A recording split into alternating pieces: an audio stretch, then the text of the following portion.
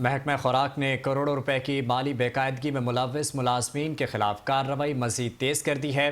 اس حوالے سے مزید تفصیلات جانتے ہیں نمائندہ 5 نیوز شکیل نائج سے۔ شکیل نائج، بتائیے گا کیا تفصیلات ہیں؟ یہ دیکھیں، محکمہ خوراک نے کروڑوں روپے کی مالی بے قاعدگی میں ملوث ملزمان کے خلاف ملازمین ان کے خلاف کارروائی تیز کر دی ہے۔ 11 ملازمین کو پرسنل ہیئرنگ کے لیے بلا لیا،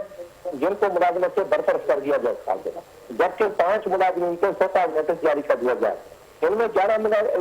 پرسنل ہیئرنگ پر بلائے گئے ملازمین کو پہلے شوکاز نوٹس دیا گیا تھا، اس بعد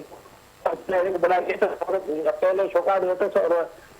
فائنل شوکاز نوٹس کا جواب انہوں نے تسلی بخش نہیں دیا تھا، جس کے بعد ان کو بلا کر ان کو ابھی صرف ان کا موقف سنا جائے گا، برطرف کر دیا جائے گا۔ Food inspector Larkana Muhammad Sharif Bhutto, food inspector Zaheer Ahmed Grui, food inspector Zaid Maqsi, food inspector Mumtaz Ali Jatoi, سابق D F C Kashmore Ghulam Sahib Mirani,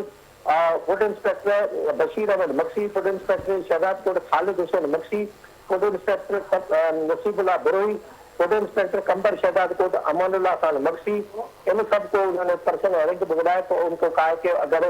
وہ اپنا موقع درج کرے اس کے بعد انہیں ملازمت سے برطرف کر دیا گا، جبکہ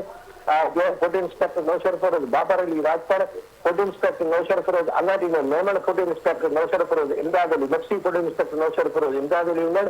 اور فوڈ انسپیکٹر نبی بخش لغاری کو انہیں شوکاز نوٹس دیا کہ انہوں نے کروڑوں روپے کی گندم جاری کر دی ہے۔